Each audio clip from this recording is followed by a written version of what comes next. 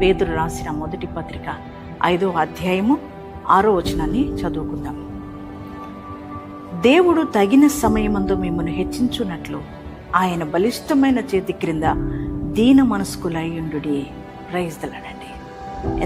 మరి నాకంటే వెనుకొచ్చిన వారు దీవించబడ్డారు, ఆశీర్వదించబడ్డారు.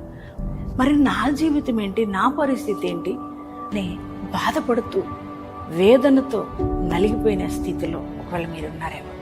కానీ ఈ ఉదయకాలం దేవునితో మాట్లాడుతున్నాను. ఏమనంటే దేవునికి ఒక తగిన సమయం ఉంది. ఆయన తగిన సమయంలో మనల్ని హెచ్చించే దేవుడు అన్నాడు కదండి.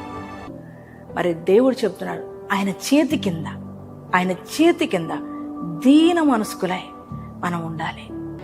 ఆయన చేతి కింద దీన మనస్కులై జీవించండి. ఈ వాగ్దానాన్ని రిసీవ్ చేసుకోండి.